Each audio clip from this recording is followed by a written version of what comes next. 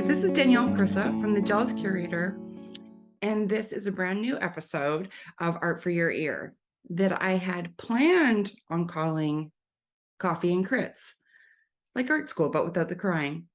But yeah, there's already a but. As I started recording this, it didn't feel good at all.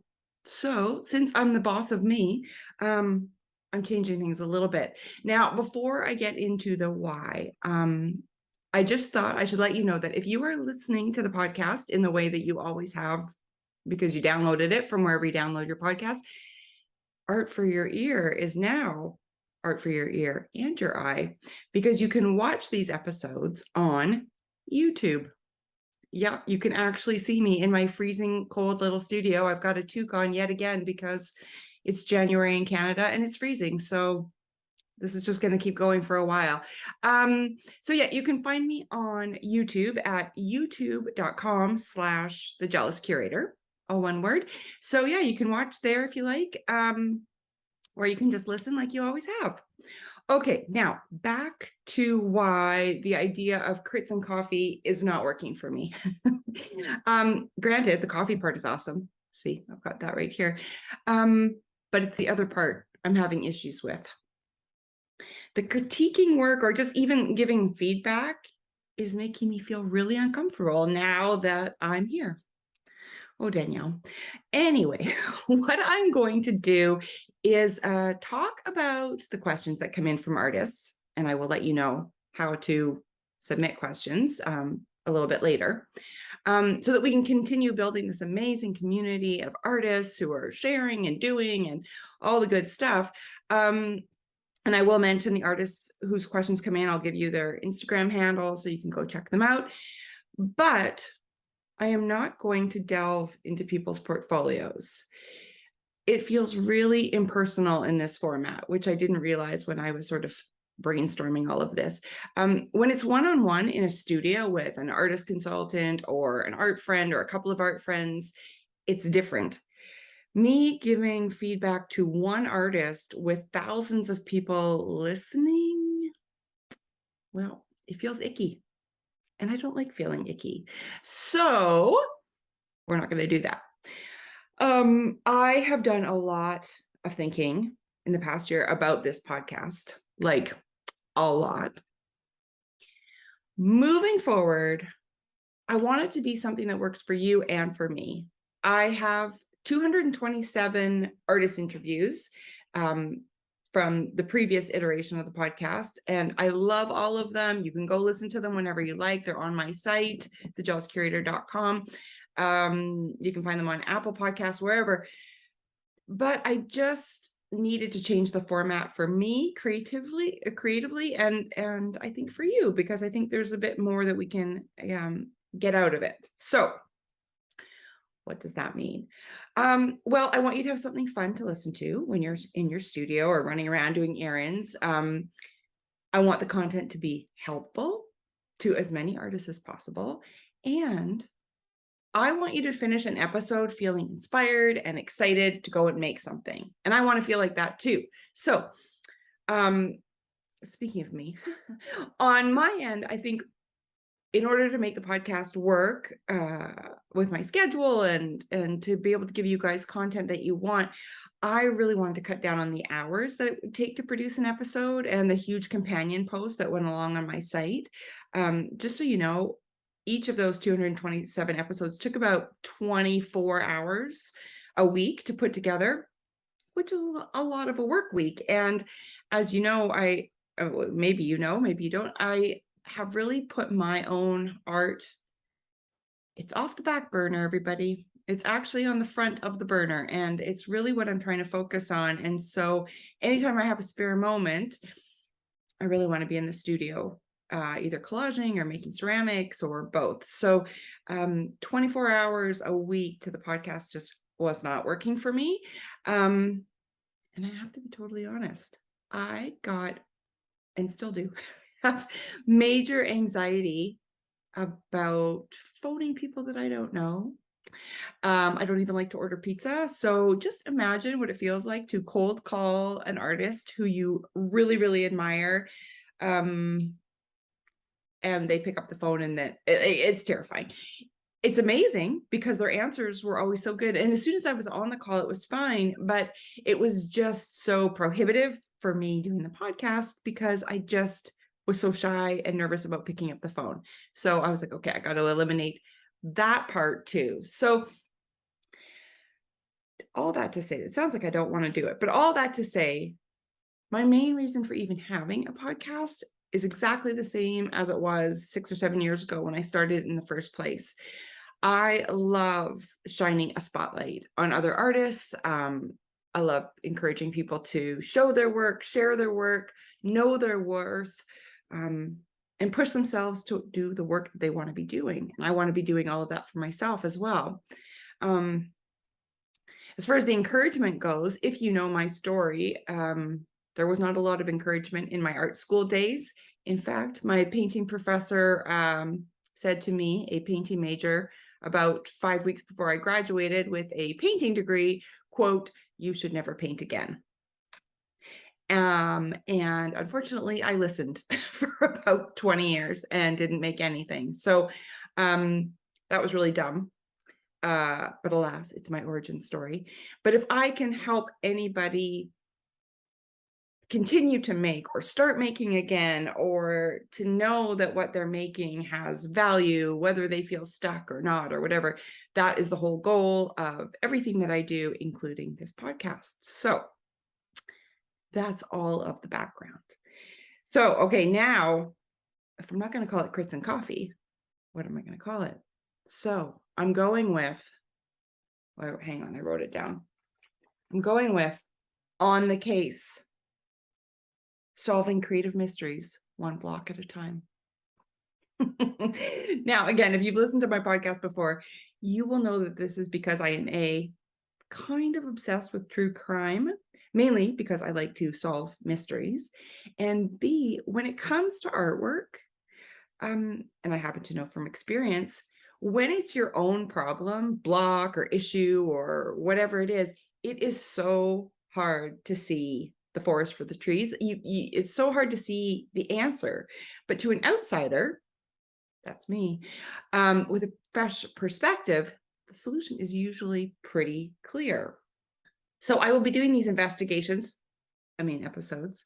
on my own, just me, my coffee, the artist's question, and the occasional guest artist / expert that I call in when needed. And there will be one later today.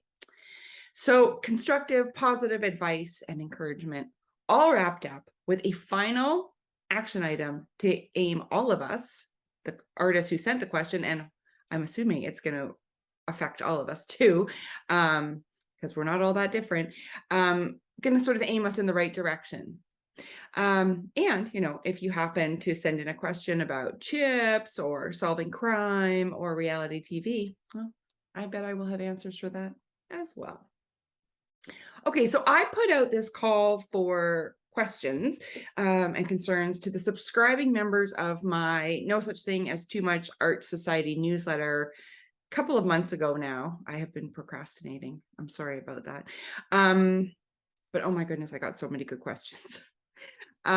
So without further ado, I am going to sip this delicious coffee. All investigators need coffee.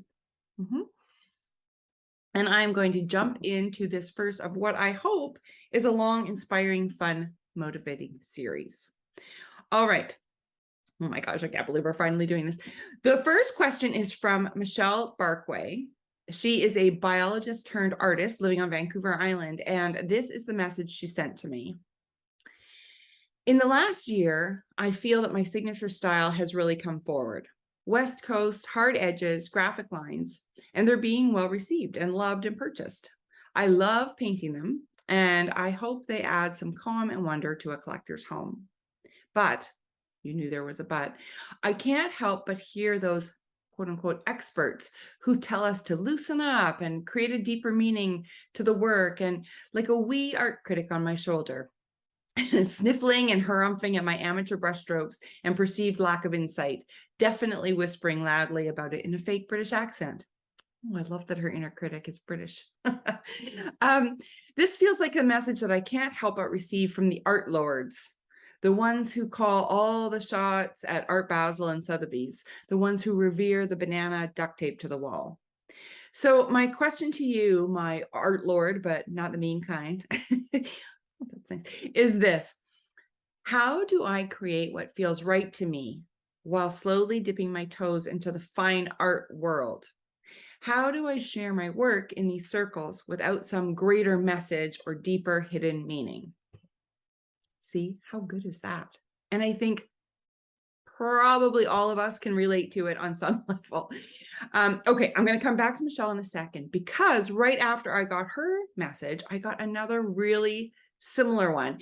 And so I wanted to share this too, because I think this could be one really big, interesting discussion. So this artist's name is Christina Niddle, and she writes, I generally love my paintings and the way I work. They're quite lovely and beautiful to me. However, I find myself wondering what they're for. Who can relate to that? Oh my God. I wonder if they are just pretty pictures or if there's a deeper meaning or a story that I'm not seeing or connecting with. I do want to push beyond play mode and create artwork with the intentional meaning. Oh, sorry, with intentional meaning. I struggle with feeling like I don't have anything to say or stories to tell. So when I try, it usually feels forced and not authentic. I am very interested in developing meaning after a recent show of my work made me start to think about installation and communicating through how work is displayed. Oh, that's interesting. I am wondering what suggestions you have for someone considering this journey. Do you see any clues in my work that could suggest a direction to take, or ways I can find authentic stories to tell? Yes, yes, I do. But again, we'll get to that in a second. So let's talk about all of this. These two letters kind of hit on the same topic of beauty and meaning. So I think that there is value in talking about both of them. So let's go back to Michelle's portfolio first. You can find her on Instagram at Michelle Barkway Art, all one word, Barkway, Barkwayart, Michelle Barkway Art. And I'll put this underneath it should be under the video with related links so you can find it. And if you are watching on YouTube, this is the beauty of the video versus just the audio, is I am going to share my screen and switch over and take you through her feed. So let's see if this works, everybody. Share screen. Yep. It's happening. Is it happening?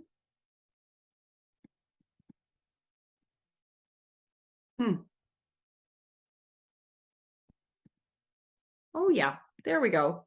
Okay. Yes, you can see that, I think. Okay, so these are, there's Michelle. And here is her work. And as she said, West Coast nature, hard edge mixed with, some realistic things. Yeah, you can go through this later if you want and have a look. It's really interesting, actually. The further you scroll down, you can kind of see her style emerge. I'll just zip down to the bottom, and you can see that it started sort of a little bit more traditional, and then slowly this sort of more like almost digital looking, it's not though, it's all painted, started coming into play. If you know Elise Dodge's work, she was originally from BC. She lives in California now. Her work is sort of similar. Douglas Copeland has also used this technique, and I kind of think of it like Impressionism in the digital age. So there are some people doing it, but each of those artists is doing it very much in their own way, including Michelle. So I'm going to unshare, and we're going to talk about this. So her question again, she says, I'm just going to reiterate this bottom part. Specifically, I am wondering about how to break into the fine art world. Are the art lords and gatekeepers only interested in artists who speak of their work in a complex way? Oh yeah, I went back to her and sent her an email just to clarify, and this was her message about what she really, really meant. Are the art lords and gatekeepers only interested in artists who speak of their work in a complex way? My work has deep meaning, but it's personal meaning rather than an existential narrative. It's about breaking down complex landscapes into its component parts and pieces, which creates calm and order in my very busy brain. Michelle, that is exactly it. I went and looked at your artist statement. It reads totally differently. It's sort of much more, I'm a West Coast artist and I paint, these West Coast scenes and in my own way. But I think I have so much to say about the fine art world and artist statements and saying things in a fancy, complex way. You know what? I'm just going to jump into it. I hate that. I don't, it's not necessary. You don't need to write these artist statements with a thesaurus in your right hand. Like, I think it's so much more, you can connect with other people, with just viewers, with buyers, with collectors, with galleries, with the art lords. If you're just honest and you say exactly why you're making the work that you're making. And I think if you pulled out and put it into your artist statement, it's about breaking down complex landscapes into its component parts and pieces, which creates calm and order in my very busy brain. So many people would relate to that.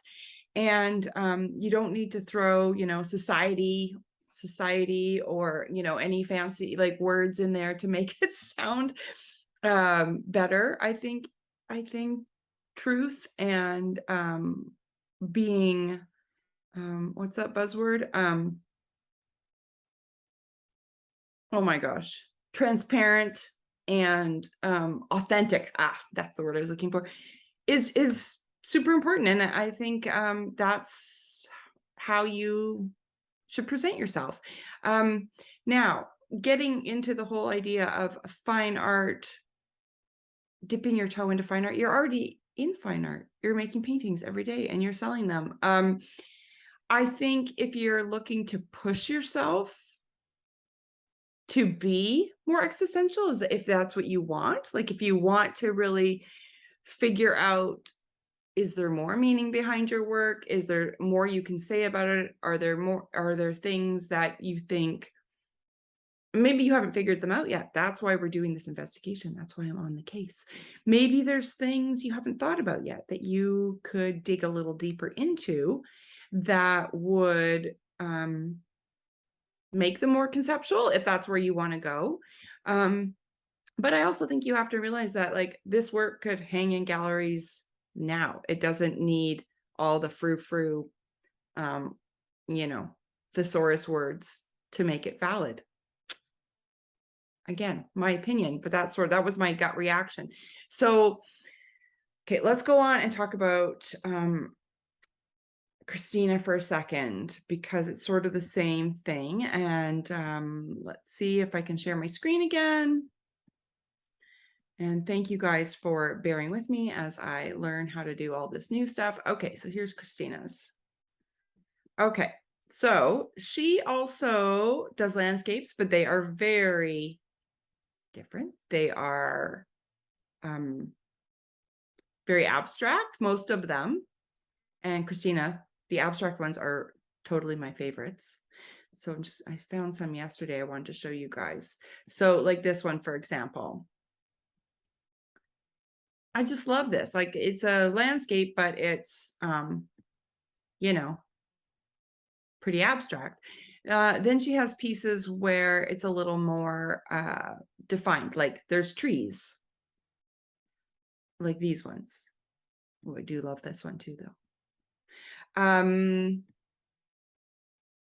There we go. So we get an idea. So, oh, here we go. Here's the ones I was thinking of that are a little bit more representational. Her colors are fantastic. Okay, so let's see again. I just want to, so her question is about if I see any clues in her work about meaning or pushing things further or a direction that she can take. So my first thought is exactly what I said. I think that there's something really beautiful in the more abstract pieces. I think this is a really great place to experiment. I would get a whole, and this applies to everybody who's sort of feeling like that. I've got like, I kind of work this way. I also kind of work this way. I'm not really sure the direction that I want to take. What's my visual vocabulary? That is when you can get blocked really easily. It's also an amazing time to experiment and play. So what I would do is get a whole bunch of pieces of paper, not perfect ones, just even ripped, get 20 of them out on a tabletop and just start playing. So I would do one do something quick that's all abstract. And then I would do something that's abstract with one tree, maybe something representational, and just keep on going and going and going through a series of these, and where do you feel most comfortable? Do you love the abstract place? Do you love the more representational? Maybe it's a combo that speaks to you.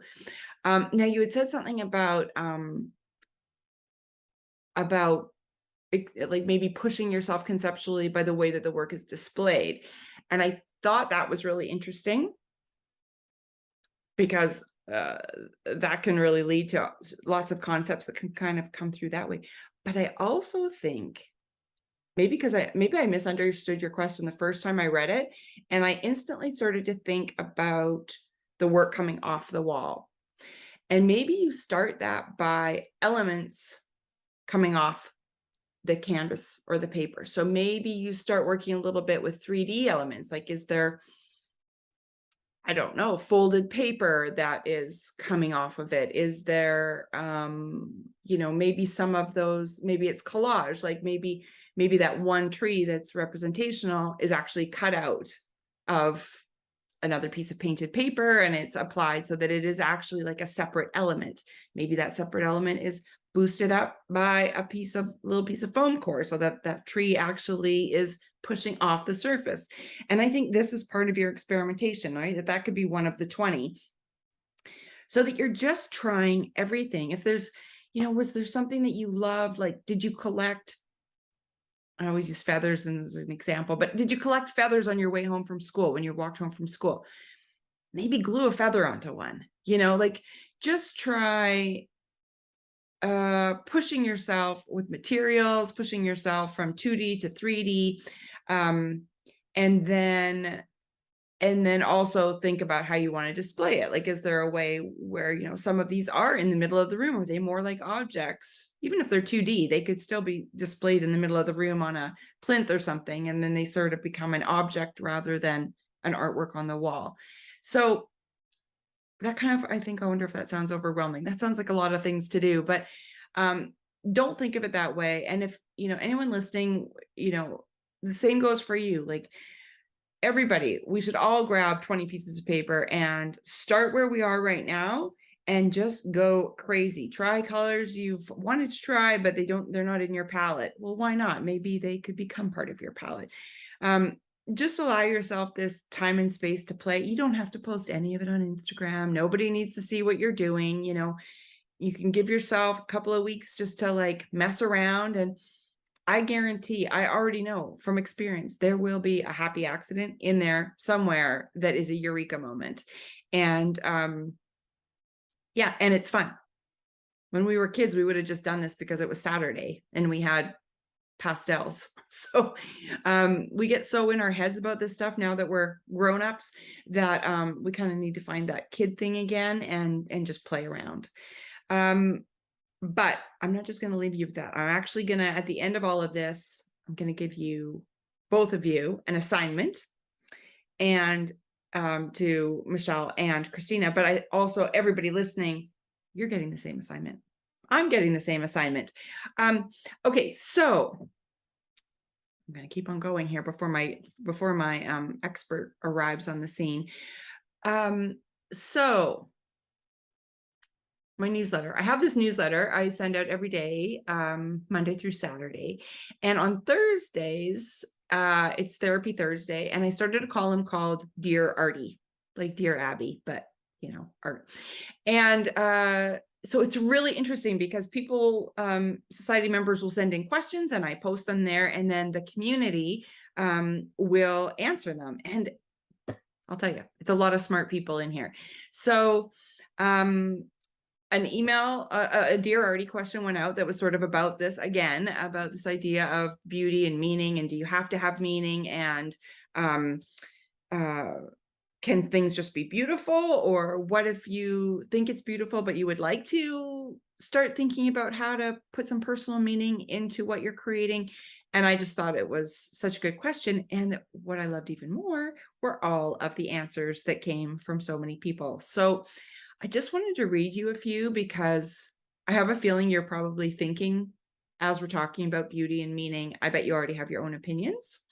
And so I wanted to share a few of these opinions from my community, because I just thought they were really, really good. So this question for Dear Artie came in from Pretty Frustrated.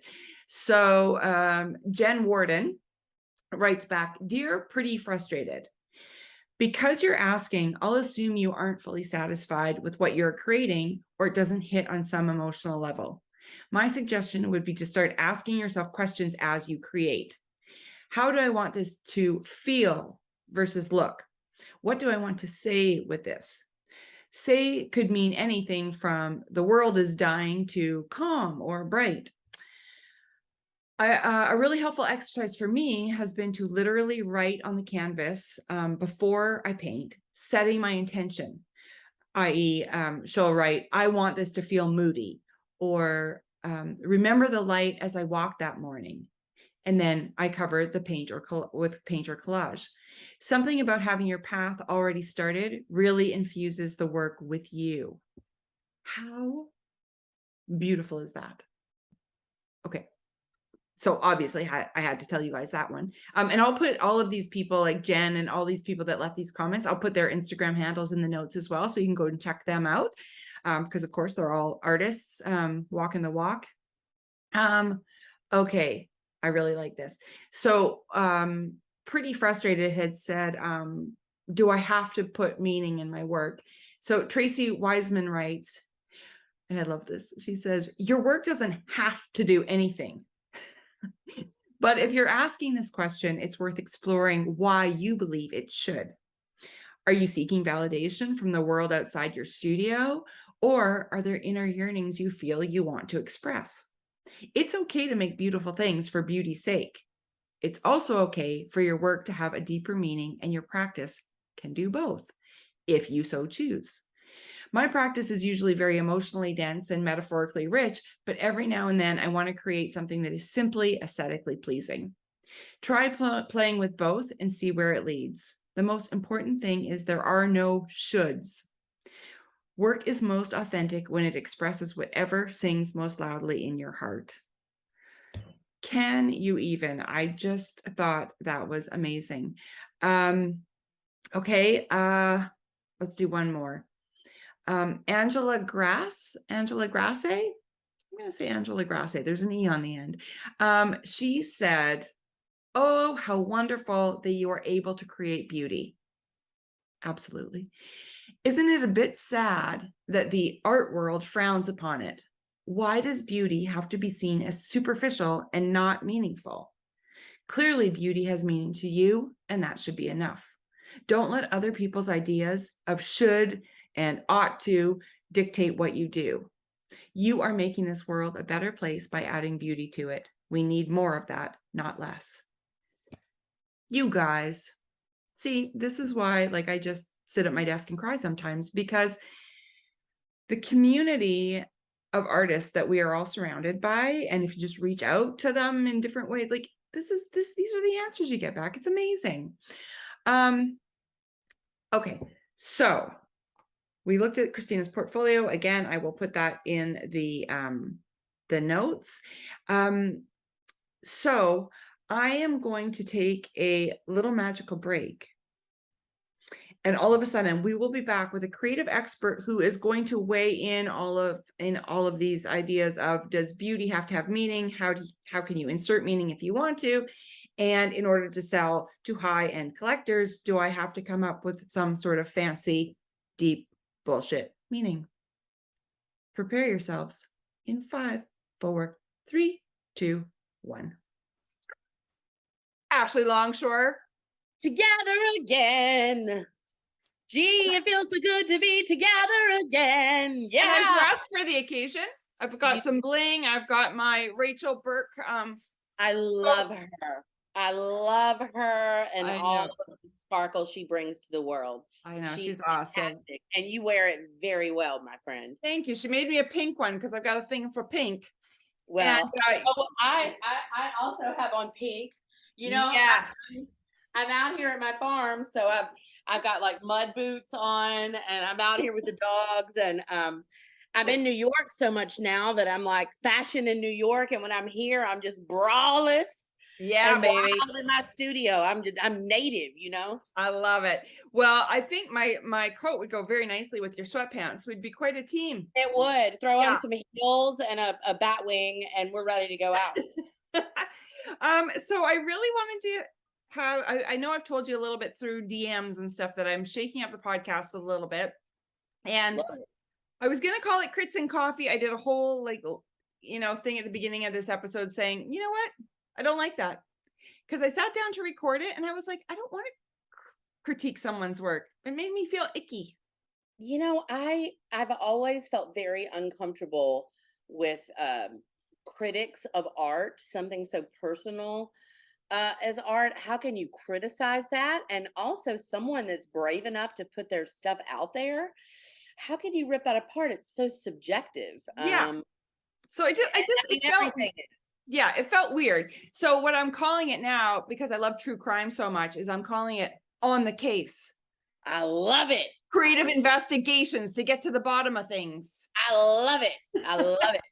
So I've a bunch of people from my newsletter have sent in questions, and it's crazy how many of them are similar. It just goes to show how creative people are, wherever you are, or your training, your background, wherever you live, your age, your medium, it kind of doesn't matter. We all sort of have the same trials and tribulations, right? So this first episode, the theme that kept coming up was, and I really want to get your input. I'll give you my intake and my outtake, my input. I'm going to give you everything I've got. Because I know you have opinions on this stuff. So I've kind of, I sent you 3 questions. I'm just going to read them and then we'll just discuss. So the questions that kind of kept coming up were, does beautiful art also have to have a deep meaning? How can I push my beautiful work to also have meaning?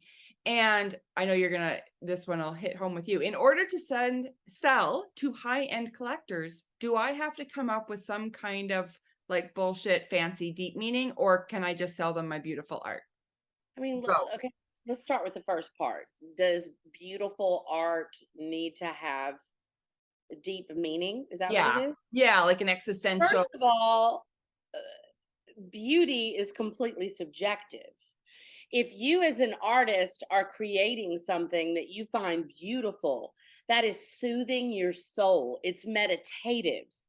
That in itself is an experience that someone will have when they see your work. Maybe that feeling is joy. Maybe it's bliss.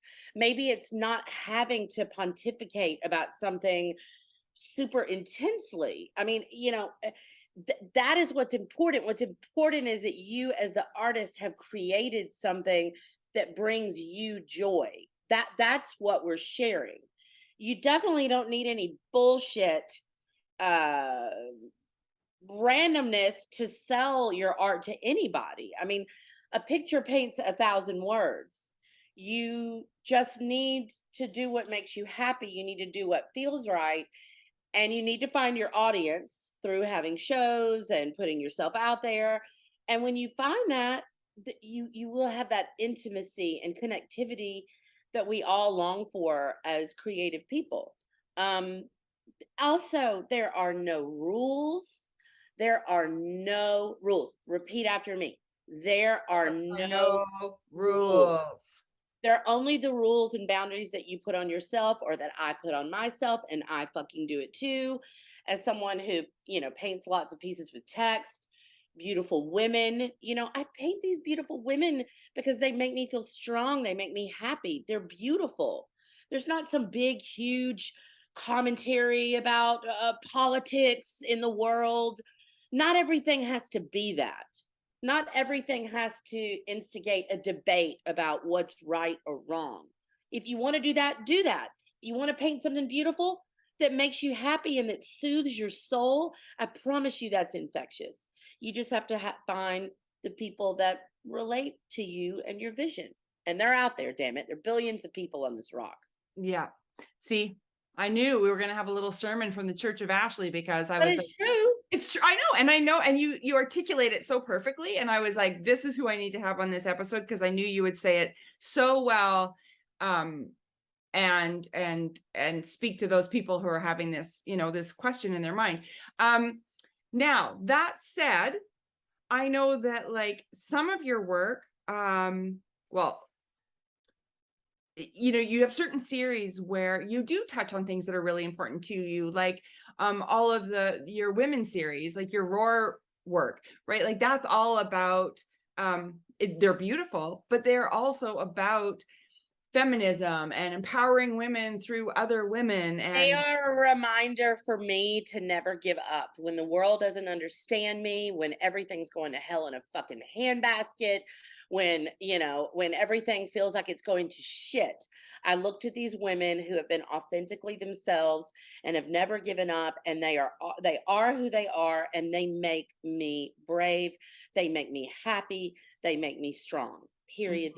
That's why I do it. yeah, and see, and that's what I think is so interesting, because they are beautiful pieces, but they have this meaning to you. And that's what Yeah. I was saying before you came on. I was talking about the fact that like, make the beautiful work that you want to make. If you're asking this question, it might be because you're at this precipice of being like, I love the beautiful work I'm making, but can I tap into something else? And it doesn't have to be political. It doesn't need to be cause a big shitstorm. But is there something in you want to express? Like in my work, for example, touching on things like I'm doing this whole witchy series right now because of when I was in Venice. There was all sorts of witchy things that happened, but also the women that I met that were in the course that I was teaching, there was just something really witchy and weird in the air, and I wanted to harness that. Now, it gets super personal for me in a whole bunch of ways. Do I put that in my artist statement? I don't think I will. But for me, it's all infused in the work, and it comes out as really beautiful, sort of fun, feminist work without me having to say in the artist statement, society's view on women and blah, blah, like, what I mean? So I kind of Yes, want and you know what? You know what? You don't have to disclose anything. I could see somebody's beautiful child, and I don't need to know what position they were having sex in when they made the to, baby. yeah, Okay? There's some things that you can keep and hold them close to your heart. You can share them when you're ready. You're an artist because let's be real, we have to make art. It's the way yeah, we escape from the world. It's terrifying out there. The world is full of fear and unknown, and when we are creating as artists, we have control over our environment. Maybe we need to make something beautiful. Maybe we need to take our fear and our anger or our upset, and instead of focusing on that, maybe we take that energy and we produce something beautiful, and we change our frequency. And yes, that is what we get to do. yeah, God damn, we're lucky. yeah, That's what we get to do. yeah. When I did that big series last year of But wait, I do think I'm gonna start asking people what position they were having sex in when they made their children, just to see, because I think some people would tell me, and maybe I do wanna know, you know? well, it wouldn't have popped into your mind if you didn't. I know I'm not Yeah. right. You know I'm not right. So Which is why I love you oh so much. Um, I talked about this a lot last year when I had that big surgery and was so sad afterwards and was just sort of on my couch feeling sorry for myself. And I was thinking, that's the really cool thing about being an artist. Like what you're saying is like we have this superpower to take something bad, like the world or a surgery or grief or whatever it is, and if we want to transform it into something beautiful, we Yeah. can. And that, and not like you said off the top, beauty is enough. You It is. don't have to have all this stuff. Like, especially like where we find ourselves right now, beauty is like, don't you? I know you do. You seek it out because it's like, okay, there's enough of a trash fire over here. I just want to see happiness and beauty and joy, and that is enough. I think it's really interesting creatively when you are in that mode and you're making something, and then you start to maybe think about the business side of it, or who's going to like this, are they going to like it, am I going to be able to pay my rent this month, is anybody going to understand this, and all of that fear is that just really is a joy killer, big time. I also think and I was just talking to my therapist about this. God, I love therapy. Even that word maybe, like maybe they'll like it, maybe they'll get it. There's a lot of fear in that word, maybe. The answer is the right people will understand this. Mm, Not everybody has to understand it. Not everybody has to think it's beautiful. Not every motherfucker has to like it. yeah. Also, you don't, just because you make it, that you're an artist, you don't have to go be a fucking content creator. I feel like now, like, we're supposed to be movie producers and sound artists and making short films every day on top of making our artwork, and all these social media platforms that we've used for so long, they're changing all the fucking algorithms. Like, how are we getting to our fucking audiences? How are we putting ourselves out there? Fear, fear, fear, fear. So what if you're in the moment and you want to make something beautiful? So at the end of the day, you go, damn, that makes me happy. That Mhm. is what this is all about. And the rest of it's just fucking noise. Yeah. Yeah. I'm gonna ask you my last question, and then I'm gonna let you get back to your painting in your boots. And I know you're gonna get all fired up about this, which I'm very excited about. So Mhm. one of the women asked, she refers to the fine art world, like, the fine art world as the art lords, and that they hold this power and they decide, who gets displayed at all these Oh, places. And only if you let them. yeah, so now, and so she's worried about that. She feels like she's doing this beautiful work and she can't, the art lords, these gatekeepers to the fine art world won't let her in unless she comes Why up is with she some, giving them all the power? yeah, go. This is what, yeah. Listen, I started my own damn career because I was told I wasn't marketable by art lords. I was told that I would never have a fucking career by the art lords. I mean, I've had to grab this career by the fucking labia minora and work my ass off and figure out how to make my own path, by the way. You know, um, Fuck the art lords. Okay, great if the art lords work out for you, but also, there's a grand possibility that with an art lord, you lose control over who your clients are. You're giving up massive percentages of your artwork. Is your artwork just sitting back in, those little art container slots, and somebody's just sitting in a gallery, not representing you the way that you feel like you should be represented? We live in a time now where, yes, you can use social media, you can do all these things, you can work as hard as you want and save up your money and go get a little space and have your own goddamn gallery. That's what I did. Nobody gave me fucking anything. Like, is it the easiest way? Hell no. Is working with the art lord easy? Hell no. Is any of this easy? Fuck no. But if you put all your power into, I can never get ahead because of the art lords, you ain't never going to get ahead. Yeah. If all I did was think about male artists get paid so much more than me and blah blah blah blah, well, I'm really putting my energy in the wrong place. Shouldn't I be focusing on me and producing artwork and putting myself out there so that I'm seen and I can go out there and say how I'm feeling? Yeah. You put your energy in the right direction. When you're building a fire, you can build a fire that will burn your fucking house down, or you can build a fire that will make you warm. You know, build that fire for that heat that keeps you working and thriving. Don't burn your own goddamn house down. And scene. Oh, Ashley, see, I knew you were going to, we're still recording, but I knew you were going to answer all of those exactly like that. And I love it. And I know that everybody that's listening is all fired up. Fire. Don't burn your house down. I hope so. And that I just thank you so much. Well, I'll say this, in a world full of opinions and social media and everybody having a platform to say whatever they want about anybody or rip anybody apart, there's never been a better time to be a creative person expressing the beauty of the human spirit in the most beautiful way that you know how, even if your beauty is sheer horror to someone else. Don't be afraid to do that, because that is some magical shit. Yeah. Yeah. Thank you so much, my wonderful friend. And you know what? People still can't believe this, nor can I. We've never met in real life. 2023, it will fucking happen. Yes.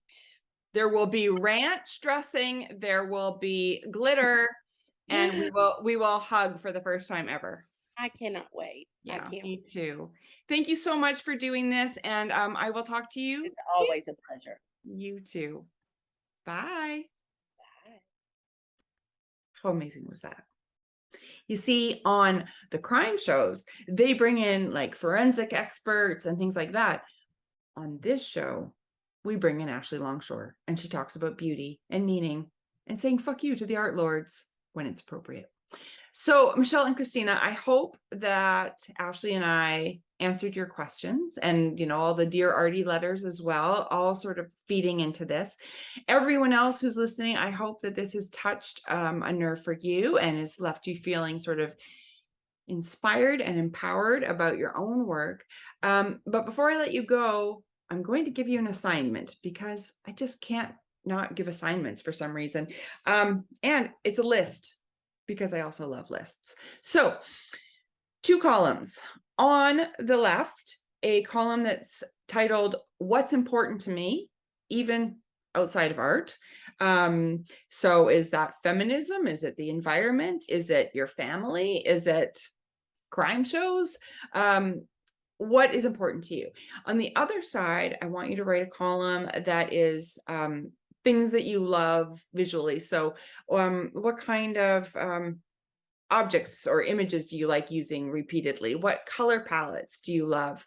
And then what mediums do you love working with? Or maybe it's mediums also that you have never tried, but you would love to start working with, like me and clay, because I always wish that I had, you know, dabbled in it, but I never kind of, it seemed like I wasn't allowed to do it for some reason. Anyway, I do it now and I love it. So are there things that you could add to that materials list that you'd maybe want to try? So you're going to have these 2 lists. I want it just, you know, take yourself out for a coffee and something chocolatey and just write in both of these columns.